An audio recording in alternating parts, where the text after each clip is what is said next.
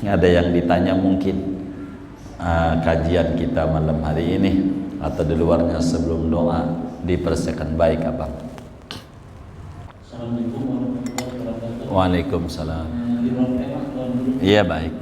Kemarin saya baru lihat di YouTube para ulama menyatakan bahwa azan di dalam kubur itu tidak dianjurkan, tapi ada para ulama juga yang menganjurkan. Ini apakah ada dalilnya atau tidak? Gimana penjelasannya untuk Assalamualaikum warahmatullahi wabarakatuh. Waalaikumsalam warahmatullahi wabarakatuh. Mungkin yang dimaksud ngadanin orang yang wafat begitu ya? Iya, ngadanin orang yang wafat maksudnya. Hah? Iya, bukan adzan di kuburan kan, bukan. Iya, tapi ngadanin orang yang wafat. Iya, baik. Jadi bagaimana hukum mengadzani orang yang sudah meninggal dunia?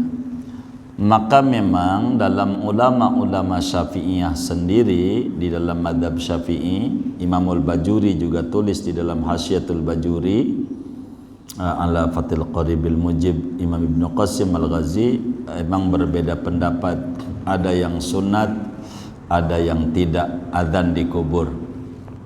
Tapi bagi kami mengikuti Imam Ramli, sunat mengadzani di kubur. Jadi kita ini lahir diadzanin. Dalilnya adalah qiyas namanya. Qiyas itu disuruh oleh Allah, fa'tabiru ya ulil albab. Qiyas namanya. Jadi awal kita datang ke dunia dengan adzan, maka ketika kita meninggalkan dunia pun juga diakhiri dengan adzan. Dengan adzan. Begitu sunnat. Ibnu Hajar tidak melarang, hanya tidak sunat saja. Tapi bagi kami lebih bagus adzan. Banyak kok orang mati ditembak-tembakin malaikat, dur, apalagi tentara yang mati. Itu malah nggak ada lagi ajarannya dari Nabi. Tapi boleh, nggak diributin. Adzan bagus, nggak apa-apa. Jangan yang bagus-bagus dikomentari. Udah adzan bagus, adzan gitu, boleh adzan. Sunat gitu, itu yang tembak-tembakin. Apalagi pakai sirine, wing di atas kuburan, nggak ada dari nabinya, boleh begitu. Yang kayak begitu maka timbang adzan. Maka kalau kami mengikuti sunat diadzankan berdasarkan qiyas awal datang ke dunia dengan kalimat adzan dan adzan, sehingga manusia itu hidupnya pendek. Kalau mau jujur, antara adzan dan adzan, itulah waktu manusia di dunia. Adzan datang di dunia, adzan terakhir ninggalin dunia. Sebagai tabarukan dengan kalimat-kalimat thayyibah ini, agar supaya Allah berikan rahmat banyak dan turun rahmat banyak di situ. Nggak apa-apa, bagus adzan. Adzan bukan buat sholat saja, tapi adzan banyak manfaatnya. Sama seperti air, ada namanya aqua. Saya bukan promosikan, tapi sebagai contoh.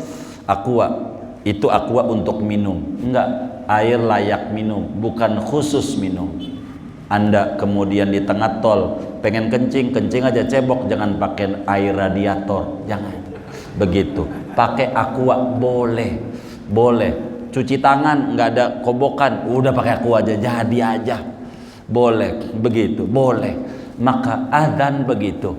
Bukan buat sholat saja, bayi lahir diadzankan, orang mau bepergian mulia diadzankan, ada angin ribut, puting beliung diadzankan, ada banyak ajarannya. Termasuk juga orang yang dikubur diadzankan. Andai orang nggak mau diadzanin, nggak usah marah-marah, biasa saja. Jadi adzan ini mendatangkan rahmat banyak, mendatangkan ampunan banyak bagi si mayit. Kalau ada kemudian orang meninggal, nggak usah keluarga aneh, nggak usah diazanin, talkinin, ya nggak apa-apa. Barangkali dia udah paham bahwa mayitnya dia ini ganjarannya udah berlebih, lagi pengen kurangi gitu. Kalau kita merasa ganjaran masih kurang, rahmat masih kurang, ampunan masih kurang banyak dari Allah, azanin aja, nggak apa-apa. Kurang lebih demikian. Wallahu a'lam. Ya baik. Waalaikumsalam.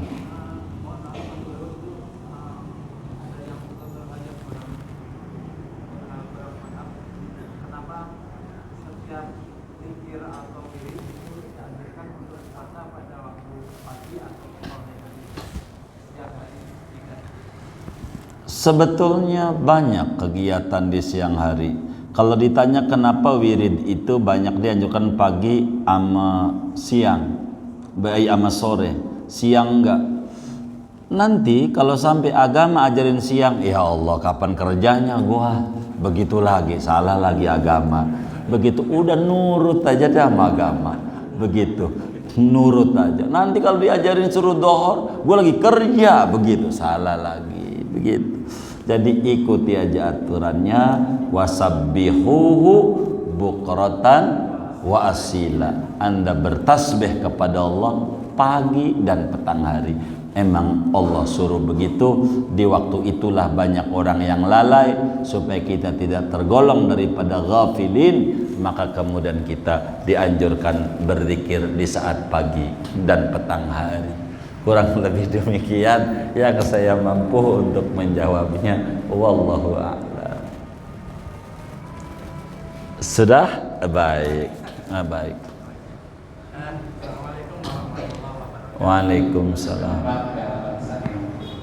Kami jamaah Masjid Al-Ma'ruf setiap habis sholat jamaah dibimbing sama Ustaz Jelani untuk membaca tasbih, tahmid, dan sekaligus dibimbing untuk membaca doa untuk keselamatan kita, keselamatan masyarakat. Tapi dari sisi lain, kalau saya lihat ini ada orang yang sibuk untuk mencaci maki sesama umat Islam, lebih-lebih mencaci maki kiai yang kita tahu kiai Bayilah Al-Bantani. Oleh karena itu, apakah perbuatannya itu bisa bertolak belakang, ada efek negatif untuk kita semuanya? Terima kasih. Mencaci maki bagaimana maksudnya?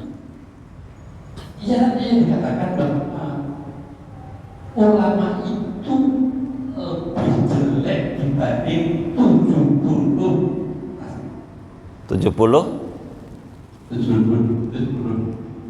Maaf saya bilang Habib Nasab, karena ada di tweet seperti itu kan menjadi kita. Itu saya rasa. Kemudian ilmu itu lebih rendah, lebih tinggi daripada Habib yang yang bodoh, yang jahat.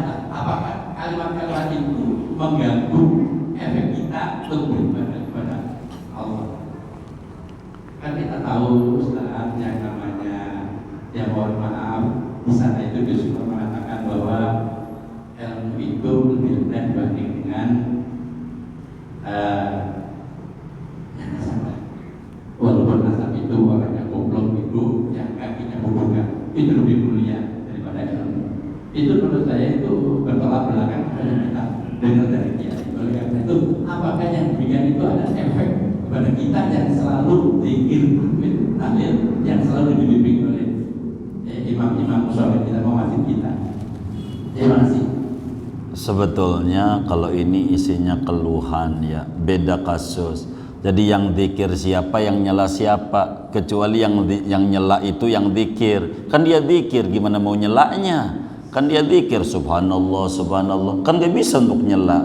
Jadi barangkali ini orang nyela nih bagaimana, ini orang zikir bagaimana. Jadi saya ini agar supaya lebih mudah untuk menjelaskannya, jadi jangan dihubungkan dengan zikir barangkali. Bagaimana hukumnya mencela kiai begitu, itu yang paling enak kayak begitu barangkali. Jangan ditarik-tarik ke zikir, sayanya bingung kalau ditarik ke zikir. Artinya apakah yang mencela nih menurut Bapak ini tukang zikir maksudnya? Begitu maksud Bapak atau bagaimana?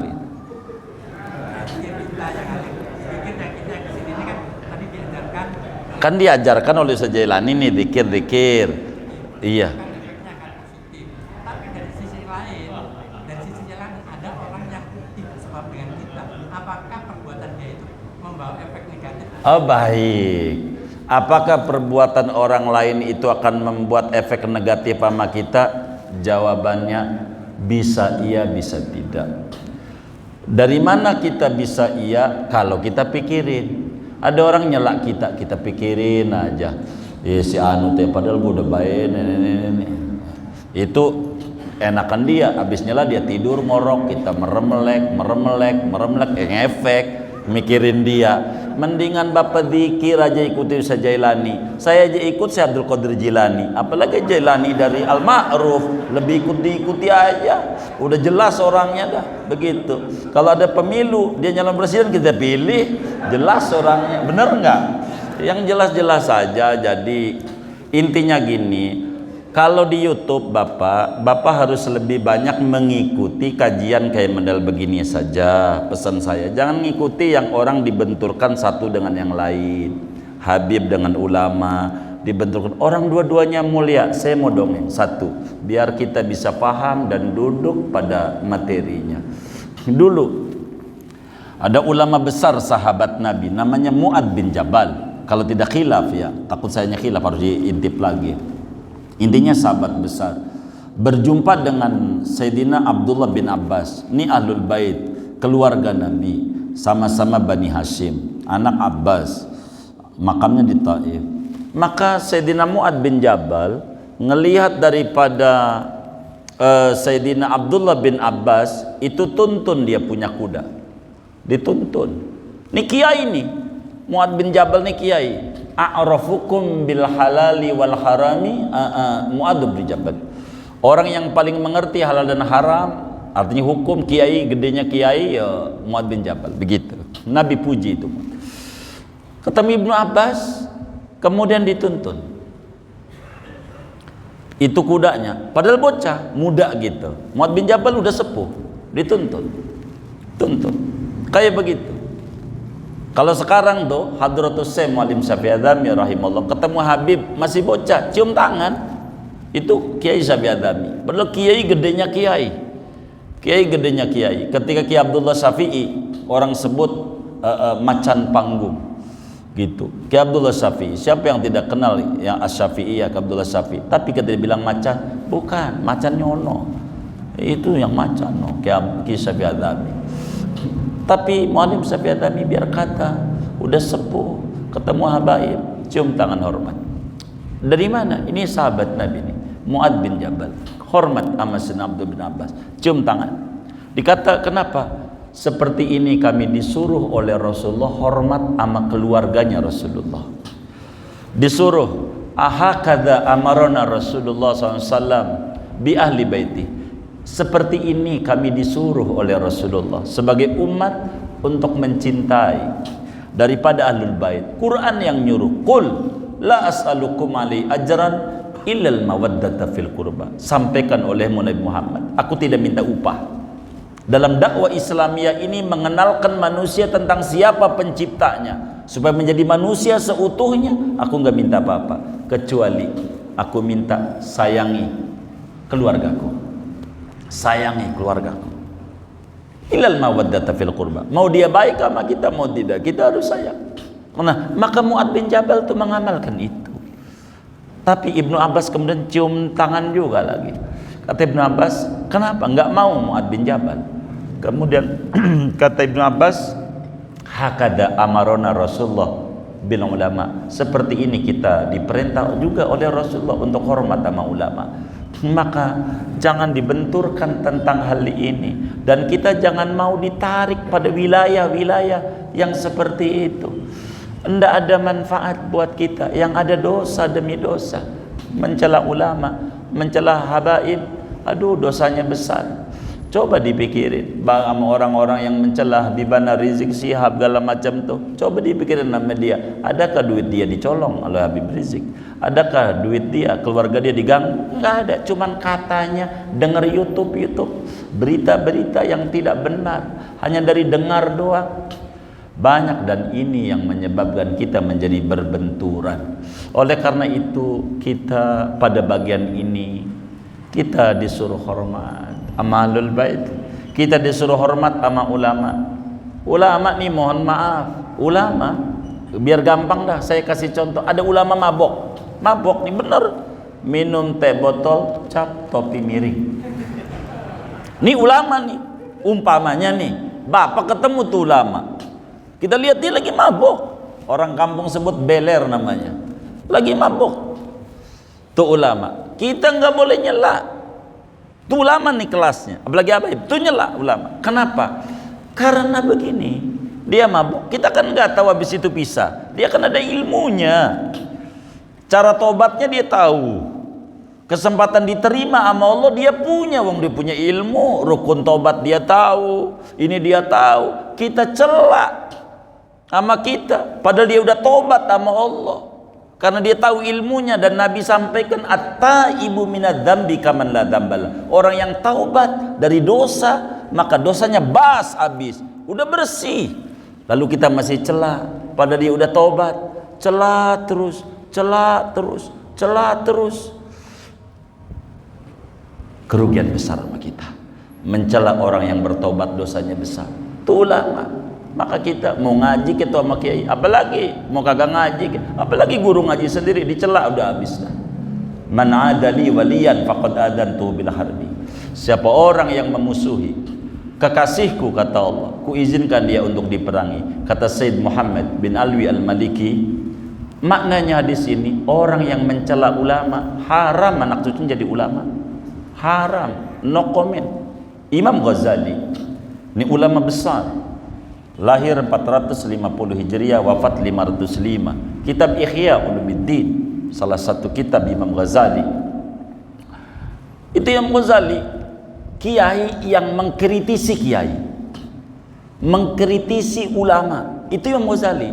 Tapi dari begitu panjang lebar Ihya Ulumuddin nyela kiai, tidak pernah menyebutkan nama orang. Imam Ghazali. Muallim Syafi'adani, bagaimana sama Imam Khomeini, Imam Syiah masih menyebutnya Imam Khomeini. Betapa takzimnya sama ilmu. Maka kita kalau ada YouTube dibenturkan kiai sama kiai, no comment, no comment. Duit kita dicolong dia kagak, ini kagak, cuman katanya, kita no comment. Begitu. Dan ini sebetulnya propaganda PKI, mengadu antara kita sama kita. Begitu, antara kiai akhwal sama kiai habaib dari cucu Nabi, dibikin ribut, dibikin ribut. Kalau ada oknum satu dua itu biasalah, yang kayak begitu mah begitu. Tapi kita harus takzim sama Nabi. Contoh gini aja biar gampang hidup kita ya. Nih biar gampang. Kita sebagai kakek punya cucu, cucu kita bengal, umpama cucu kita bengal, ada yang nyentil, kita kakek marah nggak kira-kira? Marah. Lah Rasulullah yang punya syafaat, cucunya kita cela-cela, kira-kira Rasulullah marah nggak? Kagak dapat surga. Kenapa surga? No comment. Kalau ada yang dirasa kurang baik anak cucu Nabi di mata kita, umpama di mata kita ini kurang baik, begitu, bener, lurusin dia, lurusin. Itu Nabi yang nyuruh, lurusin, lurusin, diingetin, engkau harus ikut datuk engkau, engkau harus ikut datuk engkau. Kalau dirasa ada yang kurang, jangan. Dan ini memang kita lagi digiring menuju ke sana, digiring, dan kita jangan mau berbenturan menuju kemari. Kalau sampai kita menghina ulama, no comment. Sulit anak cucu kita jadi kiai, nggak bisa. Penyebab anak cucu kita nggak jadi kiai karena kita nyela ulama. Kalau pengen kita harus rapi, no comment. Apa kek? No comment. Begitu. Kenapa no comment? Dia punya ilmu, kita enggak. Dia cara taubat dia bisa, kesempatan taubat dia bisa diterima sama Allah. Siapa kita mencela ulama? Ilmu kita dapatnya dari ulama. Kalau mencela ulama, maknanya mencela ilmu yang ada pada dadanya, dan itu ilmunya Allah, mencela Allah dan mencela agama Allah. Bahkan dalam mazhab Hanafi, Imam Ibnu Hajar Al-Haytami di dalam kitabnya Al-I'lam biqawati'il Islam, man ahana aliman faqad kafar. Siapa yang menghina, mencela, mencaci maki kiai, kafir detik itu juga. Begitu. Oleh karena itu, Imam Abdul Wahhab Asy-Sya'rani, pengarang kitab Tanbihul Mughtarrin, dalam kitab Al-Unhud wal Mawasiq, kata beliau, ukhida alaina al-ahdul ammu min Rasulillahi sallallahu alaihi wasallam an nubajjilal ulama wa an nu'azzimahum wa an nahtarimahum walau lam ya'malu bi'ulumihim. Kita dengan ucapan asyhadu alla ilaha illallah wa asyhadu anna muhammadar rasulullah, kita mengikat sumpah setia sebagai pengikut Muhammad Rasulullah untuk mengagungkan ulama, untuk menghormati ulama, memuliakan ulama sekalipun tu ulama kagak ngamalin ilmunya. Urusan ngamalin urusan dia. Jangan kita ikut-ikutan nyelak dia, dosa lagi. Dia kagak ngamalin dosa dia, jangan ikut-ikutan kita ikut dosa juga, pengen dibagi dosa dia sama kita, jangan. Rugi. Urusan dia kagak ngamalin urusan dia. Begitu, serahin nama Allah. Serahin nama Allah, serahin. Begitu sama Allah. Kenapa? Tidak sedikit kok, banyak kiai-kiai yang muncul tuh dulunya kecilnya Allah bengal ya itu orang tuh ya. Tuh Habib dulu kecilnya kita jitakin tuh, sekarang bisa ceramah kayak begitu ya. Tuh Habib tuh ya. Ilahin dia turunan. Gundu kalau ditaruh di turunan bagaimana gundu? Lah gelinding, dia turunan. Dan dijelaskan dalam mahfudot, al ilmu nurun. Lah kita naikun ya kan. Ya Allah, naik. Udah begitu males lagi. Maka kita orang ini hormat aja sama kiai. Pokoknya sama kiai no comment. Apa kayak no comment sama kiai. Kalau kita terbawa oleh YouTube ataupun berita-berita simpang siur diadukan antara kita sama kita, aduh, sebuah kerugian. Dan ini adalah sebuah penyakit zaman dulu, kita demen diadu domba antara sini sama sini sama sini. Buat apaan hidup? Capek kita.